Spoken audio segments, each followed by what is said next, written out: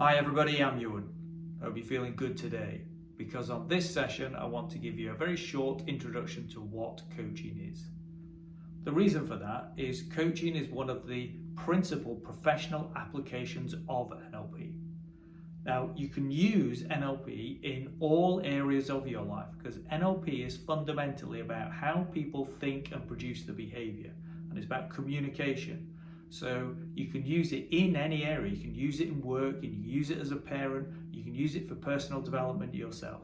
Where it tends to get used professionally the most is in the coaching arena. And that's because it does give you an understanding of how people think and produce your behavior. And it gives you the language skills to be able to coach other people effectively. In fact, in my opinion, even though you can do coaching without using NLP, in my opinion, I think NLP is essential in coaching other people. Coaching and NLP are like two strands of DNA sort of intertwined together. So what is coaching then? Well, coaching is simply guiding somebody else from where they are to where they want to get to. Now, there's no small amount of skill in figuring out where really are they, where do they really want to get to, and how are they going to get there. Using the tools and techniques of coaching helps to create generative change in other people. Now, what I mean by generative change is, with coaching, you're not telling somebody else what to do. You're helping them to find the answers for themselves by your questions and your reframes. You're helping to get them to look at things differently. You're guiding them inside to find the answers. And because they're finding the answers inside, that creates new connections for them inside their own neurology. It gives them a sense of agency within their own life. That's how it creates generative change for people. That's why having and using the toolkit of a coach is, I think, is really important as a parent.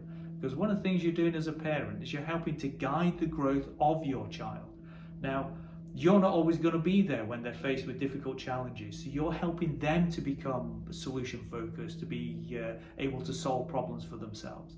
And using coaching with them can help them to do that, create that generative sort of change within them. So I think it's very useful as a parent. It's also, I think, essential as a leader. Now, there's lots of different things you can do as a leader. You know, leadership is sometimes about having a vision and inspiring people and communicating. Again, NLP can help with all of those things. But one of the things which is essential as a leader is coaching. Now, you're not going to use coaching tools all the time as a leader. Sometimes, you'll use other tools too. But helping to grow the people who work for you that you're leading, that's essential. In a similar way, you can use coaching skills in management. Because again, management is about developing other people and helping them to, like leadership, help them to solve problems for themselves rather than just telling people what to do. Now, yes, again, sometimes in management, you do just tell people what to do, but what you find is you get a better long-term sort of result with people if you use coaching skills with them. And obviously you can use coaching professionally. So I'm going to kind of talk from the professional aspect because that's something I do myself. So I'm going to share a little bit with you about that. So what I want to talk about a little bit more now is some of the process of coaching. So as I said, you make it sound really simple, but you start with where somebody is and you're going to take them to where they want to get to. Now, what you have to do first of all is you have to figure out, where are they? So some of the ways that I do that is I like people to write out in advance their life history for me so that I understand how did they get to where they are today. Now, coaching's not about sitting in the past, it's not about dwelling in the past, but it's important for me to understand somebody else and to be able to empathize with somebody else if I understand how did they manage to get where they are today. So that's what the life history does for me, and I'll happily talk through bits of that so that I can understand them and how come they've ended up where they are right now. And as I said, it's so I can empathise. But I'll go through it with them once. It's not something in later sessions that I'm going to go back and go over again, unless there was something missing, of course. But it's really getting a sense of where they are now. Another tool that I tend to use is the Wheel of Life. So now that gives me a sense of where are they right now in their life. So I understand how did they get to now, which is what life history does for me.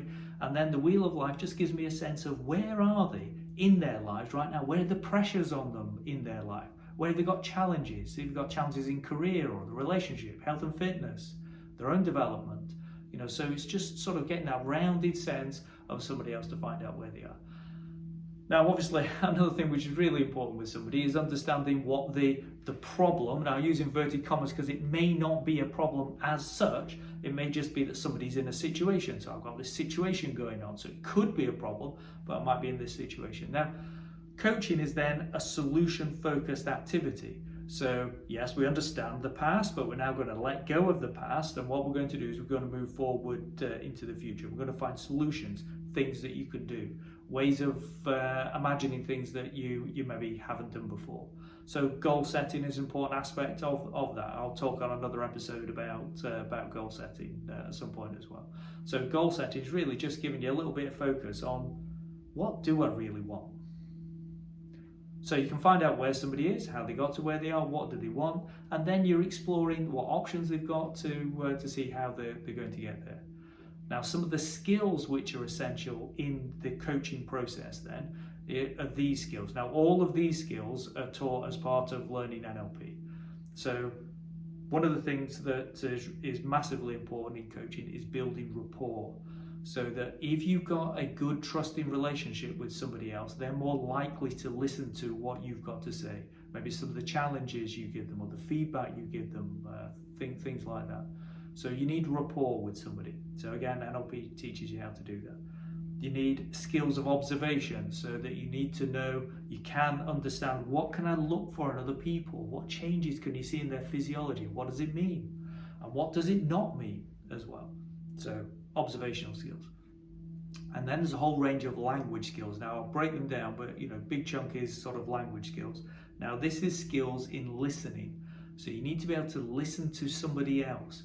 Now, one of the things you're listening out for is what I call unconscious leakage. Now, unconscious leakage is where people use words and they didn't quite realize they were saying the things that they are saying. But they'll say things, and if you properly listen to what somebody else is saying, you can get a sense of, what's actually going on with this problem. Sometimes it's just verb tenses or words or something. So you're listening out very carefully to what people say. A good way to lose rapport with somebody else is to mind read all the time and not actually properly listen to what somebody's saying. So the skills in listening, particular words to listen out for and that sort of thing. Again, all stuff we teach as part of NLP.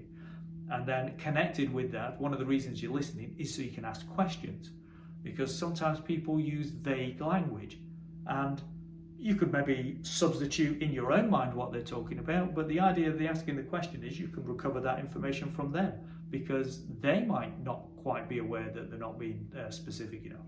So questions are really important. Now, one of the things with questions is I can't give people a list of powerful coaching questions, because really questioning is a thing you do in the moment as you're listening. But what you do is you focus on asking open questions. So an open question is a question which you can't just answer yes or no to. In a coaching session, you want the client to be talking a lot more than you're talking, so that you're listening to get a sense of what's going on with them, what can they do, what options have they got, that sort of thing. Now, another language skill connected with listening and questioning is something called reframing. Now, reframing is about helping people to see things differently. So somebody might be looking at, I'll just use my hands as an analogy here, somebody might be looking at a situation like this. So you listen, you ask questions, so you can say, so I get the sense of what you're dealing with is this. And the client goes, yeah, that's right. And then what you do is you say, well, have you looked at it like this or like this? So basically the reframing is you're asking somebody to look at things differently. Now, I'll just give you an example. A very simple reframe that we get in NLP is the idea that there's no failure, there's only feedback. So basically we take the situation and you can look at that situation and say, I've failed, or you can take that situation and say, well, what can I learn from that situation? So that's just a very quick example of what reframing is. Reframing is helping people look at things differently. Now that's one of the big advantages that a coach brings to the party, if you like, in a coaching session, because as the coach, you're objective on the outside. Sometimes as an individual, as a client, you get so lost in the problem, you can't see the problem because you're so much in the problem. And the coach is outside of the problem. So that it's easier for the coach to get a sense of. So yeah, you say you're dealing with this, well, kind of look at it like this. It's actually one of the hardest things to do to yourself is to reframe yourself. Other things that you can do with clients is you can maybe challenge them, with rapport. When you've got rapport, you can challenge them. You can maybe give them some feedback about, what you've observed about the situation, which could be positive. I'm not just saying you'd be giving people negative feedback all the time. You just give them feedback. Positive feedback can be quite useful for people.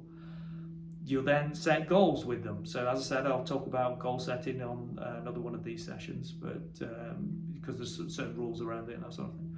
So you can help them set goals.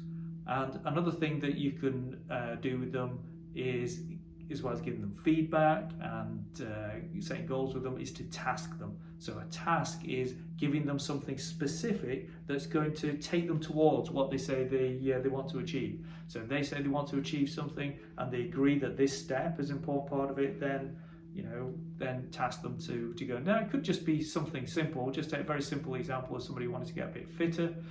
They've decided that although they go to the gym already, maybe it's time for them to get a personal trainer.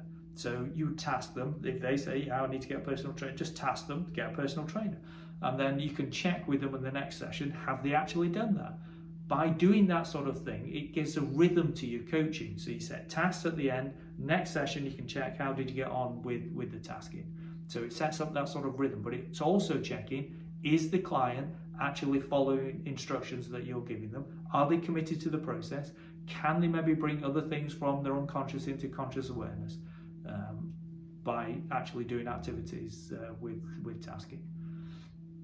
Now, one last thought that I want to give you about on this very short introduction to what coaching is Sir John Whitmore, who was quite an influential figure in the development of coaching. He wrote a book called Coaching for Performance, it was published in 1992. Now, he had this very simple formula for what coaching is about. Now, his formula was performance is equal to potential less interference. So performance is your output. That's basically what you produce in your life. So that's what you perform. No matter what you're doing, that's what your performance is. So in life, what we're aiming to do is maximize our performance. Now, how you maximize performance is you maximize potential and you minimize interference. So that's what your job is as a coach, is to help maximize the potential that somebody's got and minimize the interference that they're doing. Now, interference can be lots of different things. It could be external factors, so can you help them manage some external factors?